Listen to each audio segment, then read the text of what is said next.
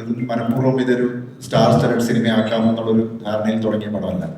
കഥയാണ് നായകൻ അല്ലെങ്കിൽ വിഷയമാണ് പ്രധാനം.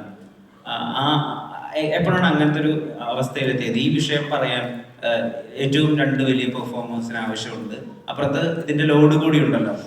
ഇവരിൽ നിന്ന് ഏറ്റവും നല്ല ഔട്ട് ഉണ്ടാവണം, ഇവരുടെ ഒരു സ്റ്റാർ ഇമേജിനെ ബാക്കിയുള്ളവർക്ക് സാറ്റിസ്ഫൈ ചെയ്യണം, ഇവരുടെ മാർക്കറ്റ്.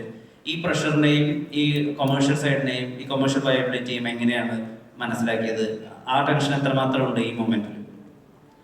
ഇത് കഥ ഉണ്ടായി കഴിഞ്ഞിട്ടാണ് എല്ലാ പ്രാവശ്യവും ഞാൻ ഒരു ആക്ടറിൻ്റെ അടുത്തോട്ട് പോകുന്നത് നരേഷന് വേണ്ടിയിട്ട്.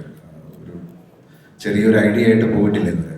അങ്ങനെ ഇതൊരു കഥയുടെ രൂപമായി കഴിഞ്ഞതിന് ശേഷം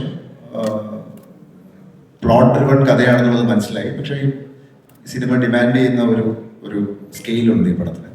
ക്യാരക്ടേഴ്സും കുറച്ചുകൂടെ ഗ്രാവിറ്റി കൂടിയ ക്യാരക്ടേഴ്സാണ്. അപ്പോൾ അതുകൊണ്ടാണ് അങ്ങനെ ഒരു പ്രോസസ്സിലോട്ട്, അല്ലാതെ നമ്മളിത് മനഃപൂർവ്വം ഇതൊരു സ്റ്റാർ സ്റ്റഡഡ് സിനിമയാക്കാമെന്നുള്ളൊരു ധാരണയിൽ തുടങ്ങിയ പടമല്ല. ആദ്യം ഇതിൻ്റെ എന്താ പറയുക, ഒരു രൂപം ആദ്യം ഞാൻ പറഞ്ഞത് മമ്മൂക്കയുടെ തന്നെയാണ്. അതിനുശേഷം പിന്നീടാണ് ബാക്കി എല്ലാവരും സിനിമയിലേക്ക് വന്നത്.